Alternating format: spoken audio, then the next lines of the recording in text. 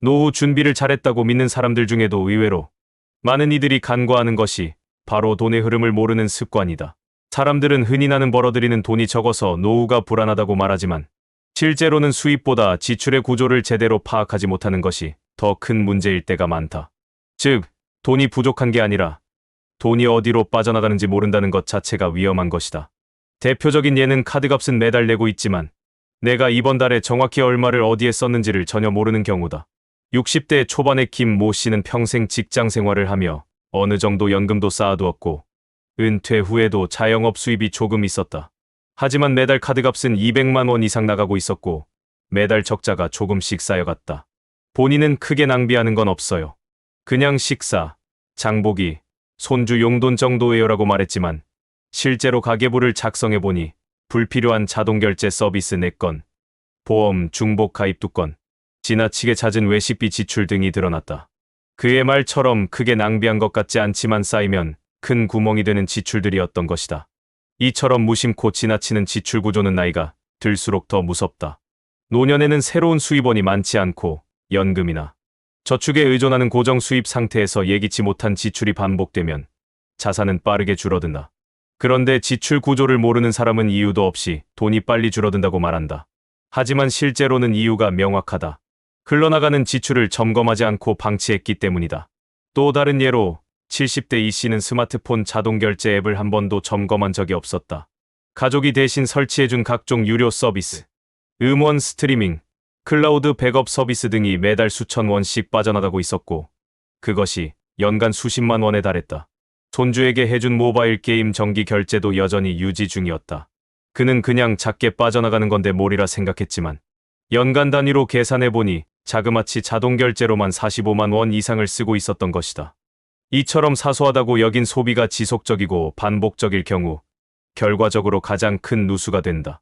그렇다면 어떻게 해결할 수 있을까? 가장 간단하지만 확실한 방법은 바로 가계부 작성이다. 요즘은 종이 가계부 대신 스마트폰 앱으로 간편하게 쓸 수 있는 무료 가계부가 많다.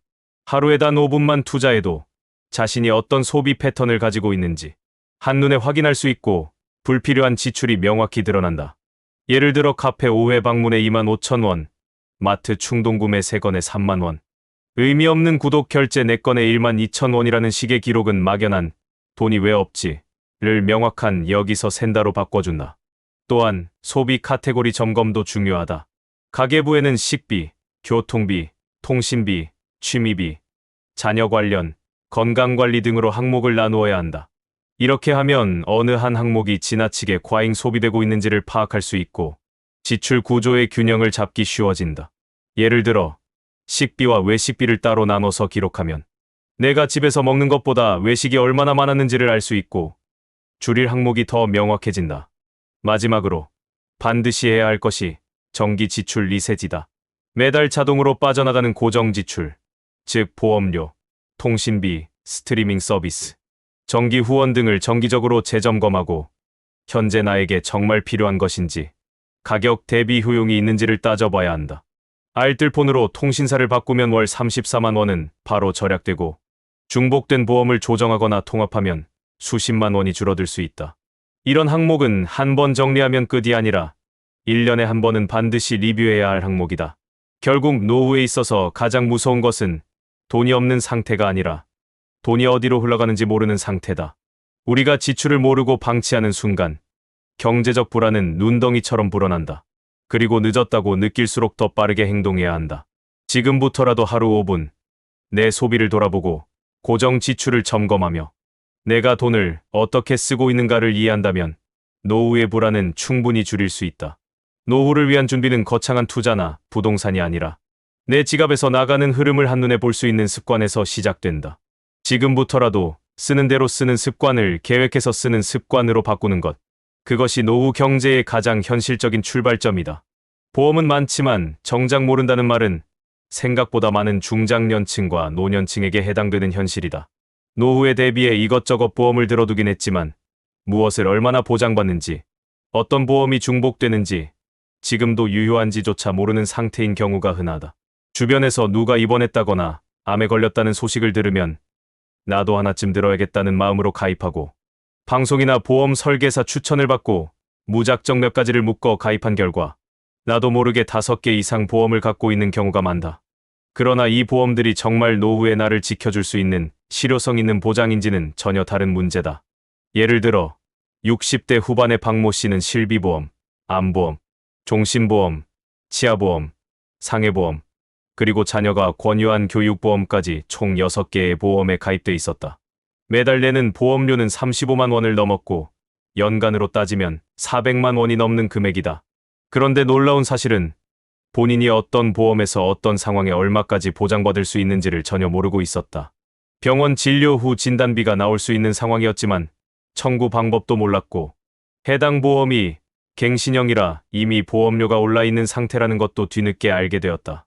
또 다른 예시는 70대 초반의 여성 이 씨가 요즘 병원비 많이 나와서 실손보험 해지했다는 사례다. 그는 평생 병원 한 번 안 갔는데 굳이 내고 있을 필요 있냐고 말하며 보험을 해지했지만 1년 뒤 넘어져서 수술을 받게 됐고 입원비와 치료비로 300만 원 넘는 돈을 한 번에 지불해야 했다. 만약 그때 실비보험을 유지하고 있었더라면 대부분 보장받을 수 있었던 상황이었다. 이처럼 필요할 때 보험이 없는 것보다 더 억울한 일은 없다. 그렇다면 왜 이런 상황이 발생하는가? 첫째, 불안해서 가입한 보험은 본질을 놓치기 쉽기 때문이다. 언제 무슨 일이 생길지 모르니 하나라도 더 있어야 안심이라는 감정은 이해되지만 그 결과는 중복가입, 불필요한 특약, 높은 보험료 지출로 이어진다. 특히 50대 이후에 들어둔 실손암 건강보험이 갱신형일 경우 시간이 갈수록 보험료가 올라가고 결국 감당할 수 없어 해지하거나 필요할 때 돈이 부족해 청구조차 못하게 되는 사례가 많다. 둘째는 보험의 구조가 너무 복잡하고 본인이 직접 점검하려 하지 않기 때문이다. 예전에는 보험 설계사가 가정 방문을 하며 모든 것을 안내했지만 지금은 대부분의 보험이 비대면 또는 전화 가입으로 이루어진다. 보험 증권은 종이로 받아두고 서랍 속에 넣어두기 일쑤이며 만기일이나 해지 환급금, 보장 내용도 정확히 기억하지 못한다. 어떤 경우에는 이미 보험료 납입은 끝났지만 자동갱신으로 인해 계속 청구가 되는 줄도 모르고 수년을 더 내는 경우도 있다. 그렇다면 해결책은 무엇일까? 가장 먼저 해야 할 일은 보험 정리 상담이다. 국민건강보험공단이나 각종 지자체 또는 은퇴설계 전문 상담기관에서는 무료 보험 진단 서비스도 제공하고 있다. 보험 증권을 모아 현재 내가 어떤 보험에 가입돼 있고 보장 내용이 중복되거나 과한 부분은 없는지, 필요한 보장은 빠져 있는지 점검받아 보는 것만으로도 불필요한 지출을 크게 줄일 수 있다. 두 번째는 보장 리모델링이다. 현재의 건강 상태와 노후의 리스크를 고려해 정말 필요한 보험은 무엇인지 선별해야 한다. 예를 들어 60대 이후라면 치매보험, 간병비 특약, 장기요양 대비보험은 유지하거나 보완할 가치가 있다. 반면 자녀 교육보험, 사망보장 중심의 종신보험 등은 이제는 부담이 될 수 있다. 특히 자녀 독립 후에는 사망보다는 살아있을 때의 리스크에 집중한 보장 설계가 필요하다. 마지막으로 실효성 점검은 정기적으로 반복되어야 한다. 보험은 한 번 가입했다고 끝이 아니다. 나의 생활 상황, 건강 상태, 소득 변화에 따라 지속적으로 점검하고 조정할 수 있어야 한다. 최소 1년에 한 번은 보험 내역을 전체적으로 리뷰하고 필요시 해약, 통합, 보완을 고려해야 한다. 이 과정에서 가족과 정보를 공유하고 비상시 연락 체계까지 점검해두는 것이 좋다. 결국 노후에 진짜 필요한 보험이란 지금 내가 낼 수 있고 나중에 꼭 쓸 수 있는 것이어야 한다. 가입만 많이 해두고 보장 내용을 모르거나 필요할 때 활용하지 못하는 보험은 부담이지 보호막이 아니다. 보험을 줄이는 것이 아니라 보험을 정리하는 것이 진짜 준비다. 지금이라도 내가 가지고 있는 보험이 나를 지키는지 아니면 나의 돈만 갉아먹는지를 점검해보자. 그것이 불안한 노후에서 안심할 수 있는 노후로 나아가는 시작이다. 노후 준비에서 가장 흔한 착각 중 하나는 나는 아직 건강하니까 괜찮다는 믿음이다. 지금까지 크게 아픈 적이 없고 병원 신세를 거의 지지 않았다는 이유로 노후 건강 리스크에 대한 대비를 미루는 사람이 많다. 하지만 인생의 후반전에서 건강이 무너지는 속도는 생각보다 빠르고 비용은 상상보다 훨씬 크다. 지금 건강하다고 해서 미래에도 건강하리란 보장은 어디에도 없다. 오히려 지금 건강할 때 아플 수도 있는 미래를 준비해야 한다. 예를 들어 60대 후반까지 한 번도 큰 병 없이 지내던 박모 씨는 정기 검진도 거르지 않았고 혈압도 정상이었지만 어느 날 갑작스럽게 뇌경색으로 쓰러졌다. 급하게 입원했고 치료와 재활, 간병에 드는 비용이 2달 만에 1200만 원에 달했다. 실손보험은 있었지만 갱신형으로 바뀌며 보장 범위가 줄었고 입원비는 일부만 보장받았다. 간병인은 본인이 전액 부담해야 했고 식사와 재활치료 비용, 병원 내 보조기기 렌탈비 등이 예상 외로 많았다. 결국 박 씨는 그동안 아껴 모은 생활비 통장을 깨야 했고 자녀에게 급히 생활비를 요청하는 상황까지 몰렸다. 평생 나는 건강하다며 보험도 최소한만 유지했던 결과였다. 이처럼 노후의 건강 문제는 단순히 병원비만의 문제가 아니다. 질병이 가져오는 가장 큰 위험은 바로 지속적인 간병과 돌봄의 필요, 그리고 그로 인해 삶의 방식 자체가 바뀌는 것이다. 예를 들어 중풍이나 치매 같은 질환은 회복까지 오랜 시간이 걸릴 뿐 아니라 일상생활조차 혼자 하기 어려워지는 상태로 이어질 수 있다.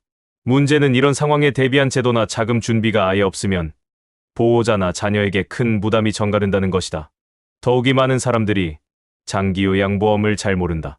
이는 국민건강보험공단이 운영하는 제도로 일정 수준의 질병 상태 치매, 중풍, 거동불편 등가 되면 등급에 따라 요양 서비스, 복지용구, 간병 비용 등을 국가가 지원해주는 제도다. 하지만 신청 절차나 기준, 혜택에 대해 알지 못해 제때 활용하지 못하는 경우가 많다. 실제로 요양 등급을 신청하지 못해 사설 요양병원에 전액 자비로 입원하거나 비싼 간병비로 가족이 고통받는 사례는 흔하다. 예를 들어 허리 골절로 거동이 어려워진 73세 여성은 간병인을 하루 12시간 고용해야 했고 월 180만 원의 비용이 들었다. 나중에서야 장기요양 3등급 판정을 받고 국가 지원을 받게 되었지만 그 사이 몇 달 동안 들어간 비용은 이미 수백만 원이었다. 이런 상황에 대비하려면 무엇보다도 지금 건강할 때부터 아플 수 있다는 전제로 노후를 설계해야 한다.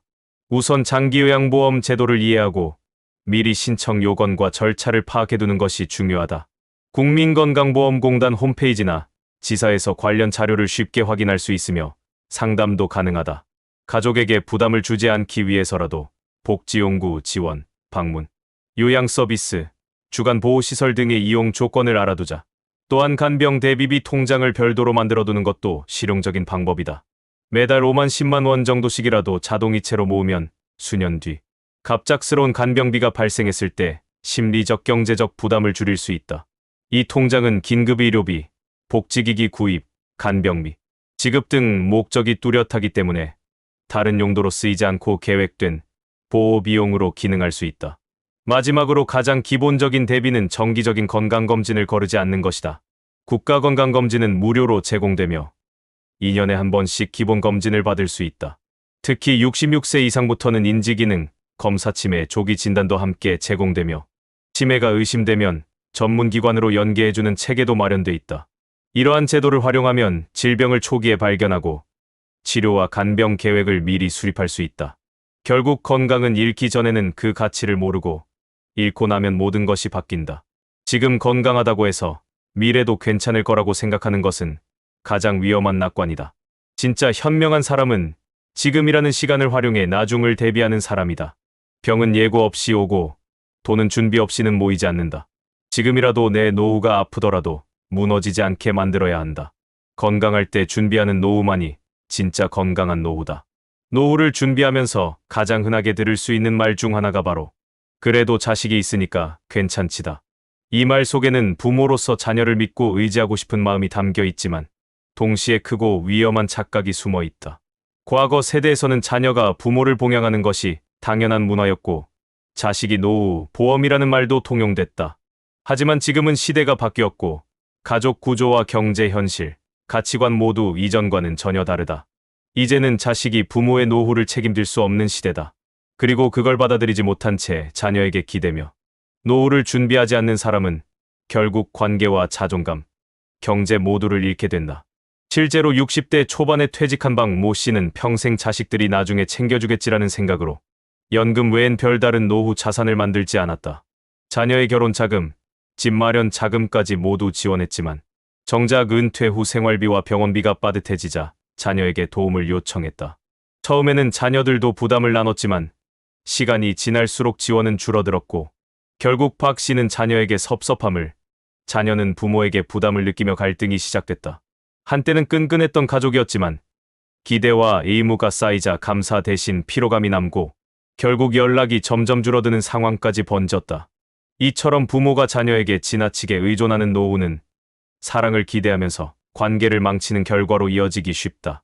자녀는 부모를 사랑하지만 부모의 삶까지 책임질 여유는 없다. 요즘 자녀 세대는 취업난, 부동산, 육아, 노후 대비 등으로 자신의 인생을 꾸리기도 벅차다. 그럼에도 부모가 내가 다 해줬으니 이젠 너희가 책임져야지라는 정서를 은근히 기대하면 자녀는 죄책감과 스트레스를 동시에 느끼게 된다.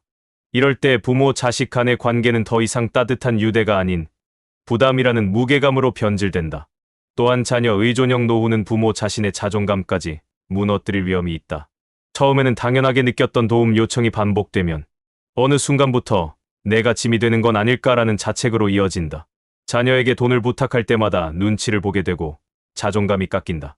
그러다 보면 스스로의 존재 가치를 의심하게 되고 어느새 혼자서도 살아갈 수 있다는 기본적인 자신감조차 잃게 된다. 그렇다면 어떻게 해야 할까? 첫째로 중요한 것은 역할 구분이다. 자녀는 부모의 인생을 대신 살아주는 존재가 아니다.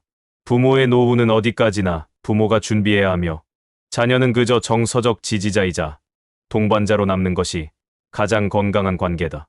예를 들어 자녀가 어려울 때는 부모가 도와주고 부모가 외롭거나 도움이 필요할 땐 자녀가 기꺼이 곁에 있어주는 관계가 되어야 한다.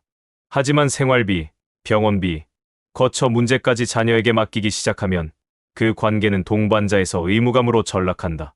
둘째, 경제적인 거리두기도 필요하다. 많은 부모들이 자식이 힘들다고 하니까라는 이유로 은퇴 후에도 자녀의 결혼, 주택, 손주 양육비까지 지원한다. 물론 마음이야 이해되지만 그 결과 본인의 노후가 흔들린다면 자녀에게 주는 부담은 더 커진다. 정말 자녀를 위하고 관계를 지키고 싶다면 부모 자신의 노후를 먼저 지키는 것이 자녀에게 가장 큰 선물이다. 내가 불안하지 않게 살아야 자식도 걱정하지 않는다는 생각을 가져야 한다. 셋째로는 심리적 독립 설계다. 이 말은 단순히 혼자 살아라는 의미가 아니다. 자녀가 곁에 있든 떨어져 살든 상관없이 내 감정, 내 일상, 내 행복을 내가 책임질 수 있는 힘을 갖자는 것이다. 나를 위로할 수 있는 취미, 내가 주도하는 인간관계, 내가 결정하는 생활 패턴이 있으면 자녀와의 관계도 훨씬 여유롭고 건강해진다. 가령 매주 친구들과 차를 마시며 이야기하는 시간, 복지관에서 봉사하거나 그림을 배우는 시간, 혼자 여행을 떠나는 계획 등을 세운다면 나는 혼자서도 잘 지내는 사람이라는 자긍심이 생긴다. 결국 자녀가 있다는 사실은 노후의 큰 복이지만 그 복을 제대로 누리기 위해선 기대하지 않음이라는 지혜가 필요하다. 기대하지 않아야 관계가 망가지지 않고 의존하지 않아야 나 자신도 무너지지 않는다. 노후는 자녀가 만들어주는 것이 아니라 내가 선택하고 준비하는 것이다. 자식이 있어서 괜찮은 것이 아니라 자식이 있어도 나는 스스로 괜찮은 삶을 살아야 한다. 그것이 진짜 독립이고 진짜 사랑이다. 지금은 너무 바쁘고 아직 시간이 있으니까 은퇴하면 제대로 준비하지 뭐. 이렇게 생각하는 사람은 많다. 심지어 노후에 대한 불안함을 인지하고 있음에도 지금이 편하다는 이유로 준비를 미루는 경우는 더 흔하다. 하지만 노후 준비는 언젠가 여유가 생기면 하는 것이 아니라 지금 당장 시작해야 하는 일이다. 왜냐하면 노후는 예고 없이 시작되고 준비되지 않은 사람은 그 순간부터 삶 전체가 흔들릴 수 있기 때문이다. 예를 들어 50대 후반까지 직장 생활을 안정적으로 해오던 김 씨는 60세 정년이 되면 연금 정리하고 건강검진도 받고 임대사업도 해봐야지라고 생각했다. 그런데 57세에 갑작스럽게 구조조정으로 명예퇴직을 하게 되었다. 문제는 연금 납입이 끊기고 퇴직금을 어떻게 운영할지 결정되지 않은 채 시간이 흘렀다는 것이다. 부동산 임대 계획은 말뿐이었고 실제로 임대 가능한 물건도 없었다. 결국 그는 퇴직 후 수입이 뚝 끊겼고 몇 달 만에 생활비 압박을 느끼기 시작했다. 조금만 더 빨리 준비했더라면이라는 후회만이 남았다. 또 다른 사례는 60대 초반의 박모 씨가 언젠가는 배워야지라고 생각했던 재테크다.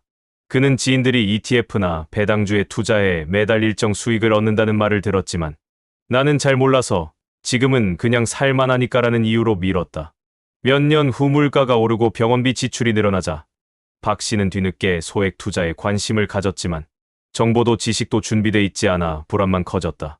그때 하루 10분이라도 공부했으면 지금은 훨씬 나았을 텐데. 하는 말을 반복하며 시작을 미룬 과거의 자신을 자책하게 되었다. 이처럼 많은 사람들이 편한 지금을 선택하고 막연한 미래를 미루는 실수를 범한다. 하지만 미래는 지금의 선택이 쌓여서 만들어지는 결과다. 바쁘니까 못해. 여유 생기면 시작할게. 나중에 한꺼번에 정리하지. 뭐 같은 말들은 그럴듯하지만 행동하지 않는 준비는 결국 준비하지 않은 상태로 남는다. 그렇다면 어떻게 바꿔야 할까? 노후 준비는 작고 쉬운 것부터 지금 시작하는 것이 핵심이다.